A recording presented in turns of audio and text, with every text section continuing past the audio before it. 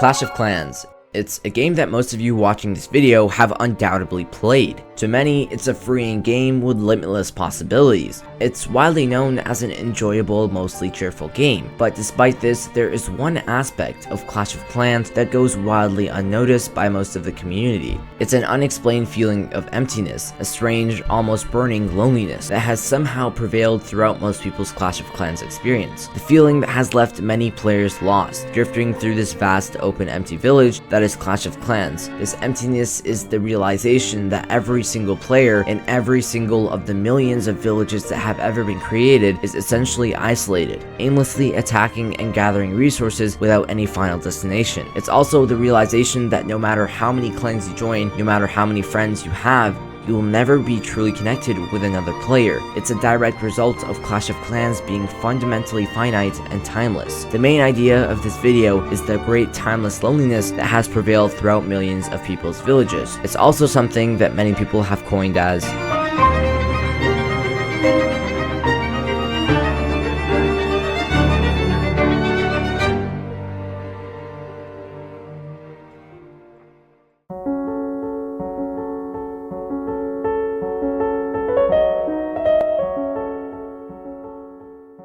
To really capture my arguments in an understandable manner, we need to go back to an experience most, if not all of us share. Something that most of the Clash community has buried at the very back of their minds. The first playthrough of Clash of Clans.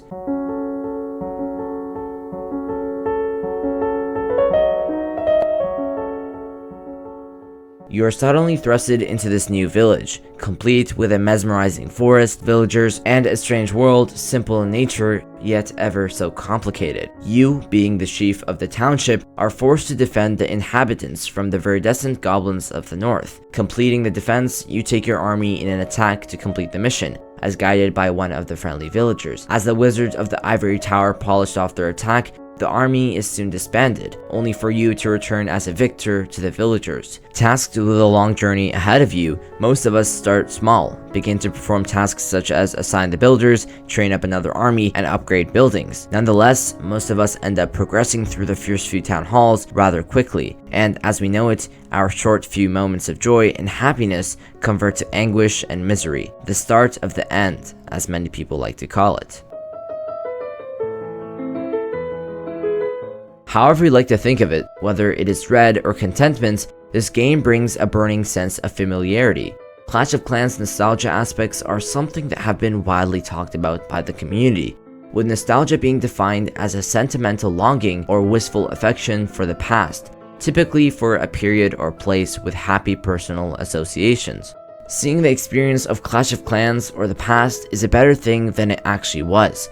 That feeling when you remember playing Clash of Clans in its prime is often associated with the hype the game was receiving, or even playing it in more favorable times of your life.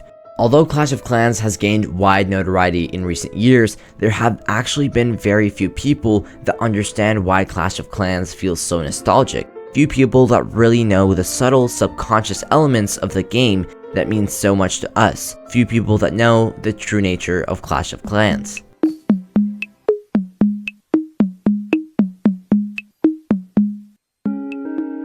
Clash of Clans has been sitting at the top of the App Store for a little more than 12 years now, and it's no surprise that its nostalgia was something that greatly contributed to the game's success. Even from the early days, Supercell knew that they wanted to create a game that lingers, that will always bring you back. Even though it wasn't for a long time, it was consistent. Whether it was to train your troops, upgrade a building, or just say hi to your clanmates, they wanted you to plan your next visit from the moment you left. This thought process of never being able to leave the app made it so that if you were to skip a few years, let alone a few months or weeks of not playing Clash, you'd feel like you've let down your clanmates, your villagers, and most importantly, yourself. Above all, it would remind you of the good memories that you have associated with the game and leave you in a state of limbo. By this point, you have probably already gotten kicked out of your clan, or even worse, your clan is abandoned. Joining a new clan wouldn't feel the same, and your friends are long gone. Worst of all, the global chat that you once had is stripped away from you, leaving you utterly alone.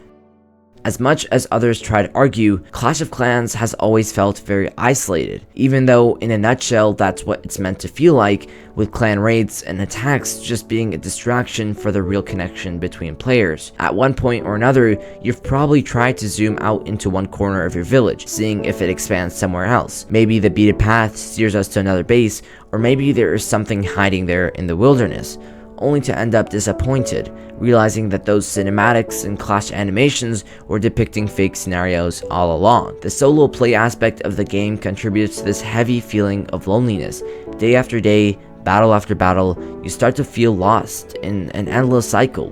What portrays this fact even further is the often long wait times for buildings to upgrade, troops to train, and other in-game activities. Time gaps in Clash of Clans contribute significantly to feelings of loneliness.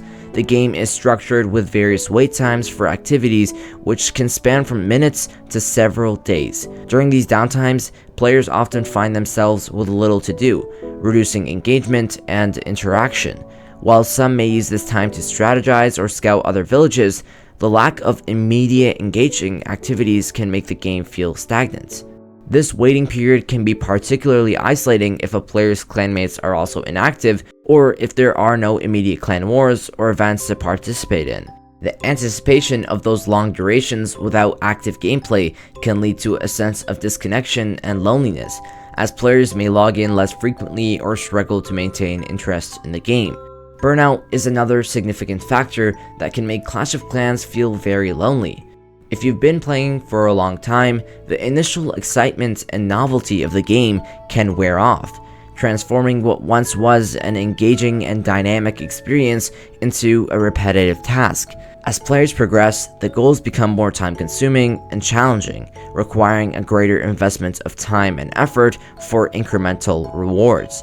This gradual shift can lead to a sense of fatigue and disinterest, where the game feels more like a chore than a source of enjoyment.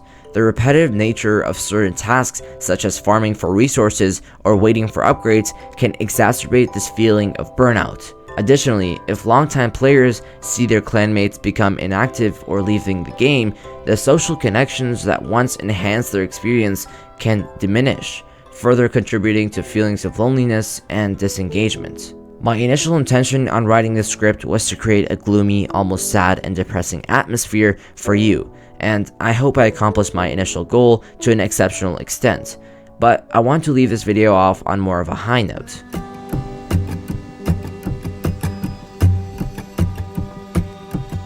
The very nature of Clash of Clans is double-sided.